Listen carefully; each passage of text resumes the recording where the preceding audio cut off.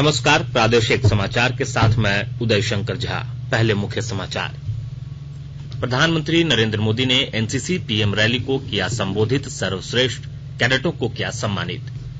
राज्य में दैनिक संक्रमितों की तुलना में कोरोना से स्वस्थ होने वालों की रफ्तार तेज, देश ने पार किया 164 करोड़ वैक्सीनेशन का आंकड़ा। पाकुड़ जिले में 2 बच्चों की निर्मम हत्या, गांव के नजदीक खलियान में पड़े मिले दोनों के शव, छानबीन में जुटी पुलिस। और राजधानी रांची समेत राज्य भर में न्यूनतम तापमान में गिरावट का दौर जारी, अगले कुछ दिनों तक शीतलहर चलने की आशंका। और समाचार से पहले एक जरूरी संदेश। देश के कई हिस्सों में कोविड का संक्रमण तेजी से बढ़ रहा है। हम श्रोताओं से सतर्क रहने और 15 से 18 वर्ष के बच्चों सहित अन्य लोगों को टीका लगवाने में मदद की अपील करते हैं। कोरोना वायरस का नया स्वरूप ओमिक्रॉन चिंता का कारण है। कृपया सुरक्षित रहने के लिए 3 सरल उपायों का पालन अवश्य करें। मास्क पहनें, 2 गज की सुरक्षित दूरी बनाए रखें, हाथ और चेहरे की सफाई का विशेष ध्यान रखें। कोविड संबंधी किसी भी जानकारी और सलाह के लिए राष्ट्रीय हेल्पलाइन नंबर 01123978046 और 1075 पर संपर्क करें। वहीं राज्य हेल्पलाइन नंबर 104 डायल कर किसी भी समस्या का त्वरित समाधान लिया जा सकता है। और अब समाचार विस्तार से। प्रधानमंत्री नरेंद्र मोदी ने आज नई दिल्ली के करियप्पा मैदान में national cadet corps NCC PM rally को संबोधित किया। इस मौके पर उन्होंने एनसीसी की सेवा कार्यों और पराक्रम की सराहना की। इससे पहले प्रधानमंत्री ने गार्ड ऑफ ऑनर एनसीसी दल के मार्च पास्ट का निरीक्षण किया और एनसीसी कैडेटों के सैन्य कर्तव्य, slithering, micro light flying, parasailing और सांस्कृतिक कार्यक्रम का भी हिस्सा बने। कार्यक्रम के दौरान प्रधानमंत्री ने सर्वश्रेष्ठ कैडेटों को सम्मानित भी किया।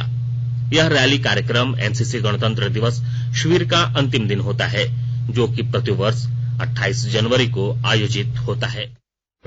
आज महान स्वतंत्रता सेनानी पंजाब केसरी लाला लाजपत राय जी की जयंती भी है। आज ही फील्ड मार्शल करियप्पा की भी जयंती है। राष्ट्र निर्माण में अहम भूमिका निभाने वाले देश के इन वीर सपूतों को मैं आदरपूर्वक नमन करता हूं। साथियों, आज जब देश नए संकल्पों के साथ आगे बढ़ रहा है, तब देश में एनसीसी को मजबूत करने के लिए भी हमारे प्रयास जारी है। इसके लिए देश में एक हाई लेवल रिव्यू कमेटी की स्थापना की गई है। पिछले 2 सालों में हमने देश के सीमावर्ती क्षेत्रों में 1 लाख नए कैडेट्स बनाए। मुझे खुशी है कि एनसीसी कैडेट्स की ट्रेनिंग में सिमुलेशन जैसी आधुनिक टेक्नोलॉजी का इस्तेमाल भी बढ़ रहा है। प्रधानमंत्री नरेंद्र मोदी ने पंजाब केसरी लाला लाजपत राय को उनकी जयंती पर श्रद्धांजलि अर्पित की है। एक ट्वीट संदेश में श्री मोदी ने कहा कि आजादी की लड़ाई में उनके साहस, संघर्ष और समर्पण की भावना को देश के नागरिक हमेशा याद रखेंगे। राष्ट्रव्यापी कोविड टीकाकरण के तहत देश में अब तक 164 करोड़ 44 लाख से अधिक टीके लगाए गए हैं। स्वास्थ्य मंत्रालय ने कहा है कि कल 2,51,000 से अधिक लोग संक्रमित हुए हैं, जबकि 3,47,000 से अधिक लोग संक्रमण से ठीक हुए हैं। इस समय देश में 21 लाख से अधिक लोगों का उपचार चल रहा है। स्वस्थ होने की राष्ट्रीय दर 93.6% है। देश में अब तक 72 करोड़ 37 लाख से अधिक नमूनों की कोविड जांच की जा चुकी है। राज्य में अब कोरोना की रफ्तार काफी कम हो गई है।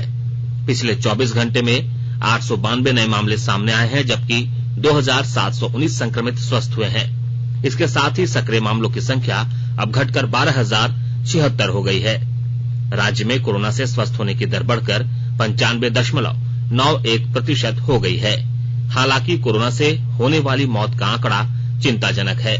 जनवरी महीने में अब तक 141 लोगों की मौत कोरोना से हुई है। केंद्रीय वित्त मंत्री निर्मला सीतारामन 1 फरवरी को वर्ष 2022-23 का पेपरलेस केंद्रीय बजट पेश करेंगी। बजट पेश करने की प्रक्रिया पूरी होने के बाद बजट मोबाइल ऐप पर भी उपलब्ध हो जाएगा। सांसदों और जनता तक बजट दस्तावेज निर्बाध पहुंचने के लिए केंद्रीय बजट मोबाइल ऐप का शुभारंभ किया गया है।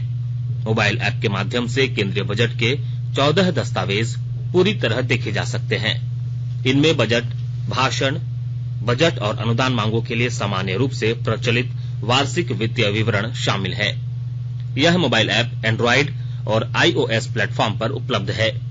इस ऐप को केंद्रीय बजट के वेब पोर्टल www.indiabudget.gov.in से डाउनलोड किया जा सकता है। एक ऐतिहासिक कदम के रूप में पहली बार वर्ष 2021-22 का पेपरलेस केंद्रीय बजट पेश किया गया था। डीवीसी द्वारा बिजली कटौती किए जाने के मामले को लेकर आज राज्य के मंत्री जगन्नाथ महतो ने एक महत्वपूर्ण बैठक की। रांची स्थित प्रोजेक्ट भवन में आयोजित बैठक में राज्य के वित्त मंत्री डॉक्टर रामेश्वर उरांव के अलावा डीवीसी के अधिकारी भी शामिल हुए। डीवीसी कमांड एरिया के 7 जिलों में बिजली की आपूर्ति करता है। राज्य सरकार का दावा है कि 6 नवंबर से डीवीसी की ओर से बिजली की कटौती की जा रही है। मंत्री जगन्नाथ महतो ने बैठक में डीवीसी के अधिकारियों से बिजली कटौती नहीं करने का आग्रह किया। सुप्रीम कोर्ट ने एससी और एसटी के लिए प्रमोशन में आरक्षण की शर्तों को कम करने से इनकार कर दिया है। सुप्रीम कोर्ट ने कहा है कि राज्य एससी और एसटी के कर्मचारियों को प्रमोशन में रिजर्वेशन देने से पहले क्वांटिटेटिव डेटा जुटाने के लिए बाध्य है। अदालत ने यह भी कहा है कि 2006 से नागराज और 2018 के जर्नैल सिंह मामले में संविधान पीठ के फैसले के बाद सुप्रीम कोर्ट कोई नया पैमाना नहीं बना सकती है। केंद्र और राज्यों से जुड़े आरक्षण के मामलों में स्पष्टता पर सुनवाई 24 फरवरी से शुरू होगी। आकाशवाणी के ताजा तरीन समाचारों के लिए आप हमारी वेबसाइट newsonair.com पर लॉग ऑन कर सकते हैं। ताजा समाचार Twitter handle @AIR news alerts और Facebook page All India Radio news पर भी उपलब्ध है। आप प्रादेशिक समाचार एकांश के ट्विटर हैंडल @AIR न्यूज _रांची और फेसबुक, इंस्टाग्राम पेज तथा YouTube channel AIR news Ranchi पर भी हमारे बुलेटिन सुन सकते हैं। प्रादेशिक समाचार आप आकाशवाणी रांची से सुन रहे हैं। और अब पेश है कोरोना से बचाव के कुछ संदेश। कोविड-19 से बचाव और सुरक्षित रहने के 3 उपाय। मास्क लगाएं, 2 गज दूरी है जरूरी, सुरक्षित दूरी रखें, हाथ और मुंह साफ रखें।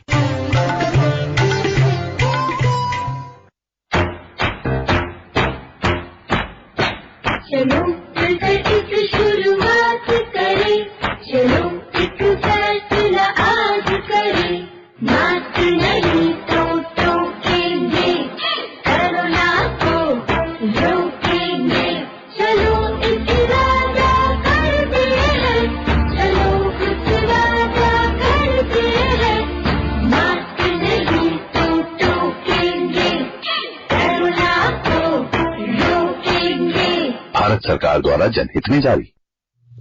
प्रादेशिक समाचारों में आपका एक बार फिर से स्वागत है। प्रधानमंत्री नरेंद्र मोदी रविवार को सुबह 11:30 बजे आकाशवाणी पर मन की बात कार्यक्रम में देश विदेश के लोगों के साथ अपने विचार साझा करेंगे। इस बार मन की बात कार्यक्रम का प्रसारण राष्ट्रपिता महात्मा गांधी को उनकी पुण्यतिथि पर श्रद्धांजलि देने के बाद दिन के 11 बजे के बजाय 11:30 बजे किया जाएगा। यह मासिक रेडियो कार्यक्रम का 85वां संस्करण और 2022 का पहला एपिसोड होगा। इसका प्रसारण आकाशवाणी और दूरदर्शन के पूरे नेटवर्क, आकाशवाणी समाचार वेबसाइट और न्यूज एयर मोबाइल ऐप पर किया जाएगा।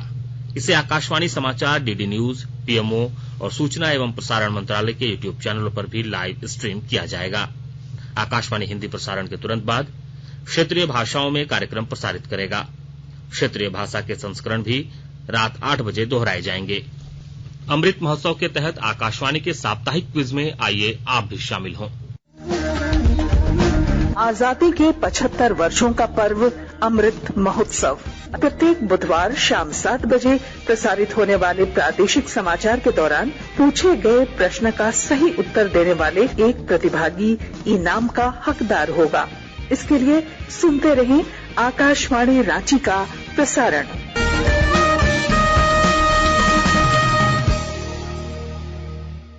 जागो ग्राहक जागो, जागो ग्राहक जागो।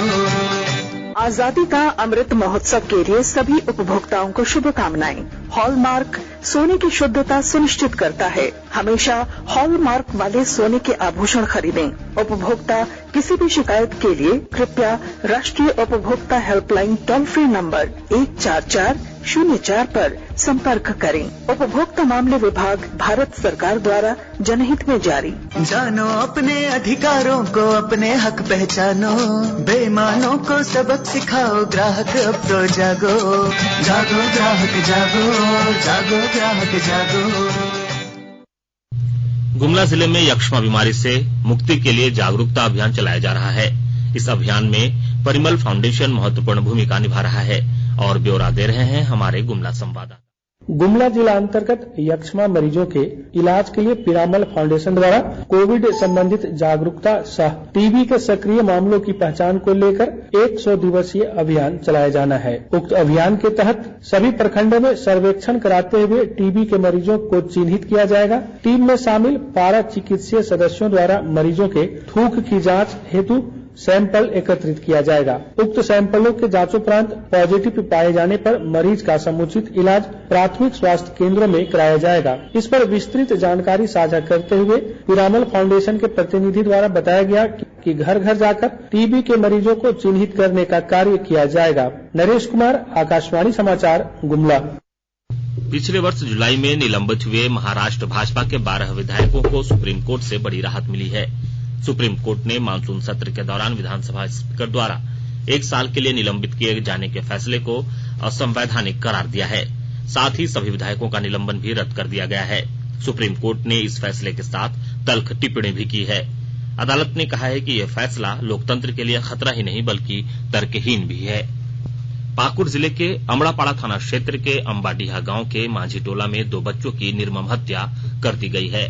दोनों के शव गांव से कुछ दूरी पर स्थित खलियान में मिले हैं। हत्या के बाद अपराधियों ने बच्चों की एक आंख भी निकाल ली है। मृतक के परिजनों के मुताबिक उसके रिश्तेदार कल शाम दोनों बच्चों को अपने घर ले गए थे।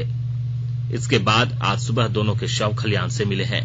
इधर घटना की जानकारी मिलते ही अमड़ापाड़ा थाना प्रभारी मनोज कुमार दलबल के साथ घटनास्थल पर पहुंचे और आसपास के लोगों से पूछताछ की। नक्सलियों के खिलाफ चलाए जा रहे राज्यव्यापी अभियान में पुलिस को एक और सफलता मिली है। पुलिस ने पश्चिमी सिंहभूम जिले से प्रतिबंधित नक्सली संगठन भाकपा माओवादी के 2 सक्रिय सदस्यों को गिरफ्तार किया है। चक्रधरपुर के एसडीपीओ ने बताया कि गुप्त सूचना के आधार पर कार्रवाई करते हुए जिले के टोकलो थाना क्षेत्र से इन नक्सलियों को गिरफ्तार किया गया है। नक्सलियों के पास से कई आपत्तिजनक चीजें बरामद की गई हैं। राजधानी रांची और आसपास के इलाकों में कड़ाके की ठंड पड़ रही है। रांची में पिछले 24 घंटे में न्यूनतम तापमान में 5 डिग्री सेल्सियस की कमी आई है। मौसम विज्ञान केंद्र रांची ने अगले कुछ दिनों तक पूरे राज्य में शीतलहर चलने का अनुमान व्यक्त किया है। राज्य के दक्षिणी हिस्से में अगले 2-3 दिनों में न्यूनतम तापमान में 2 से 3 डिग्री सेल्सियस की गिरावट दर्ज की जा सकती है। इस बीच राष्ट्रीय मौसम पूर्वानुमान में बताया गया है कि झारखंड में 15 फरवरी के बाद लोगों को ठंड से पूरी तरह राहत मिलने की उम्मीद है। अंत में मुख्य समाचार एक बार।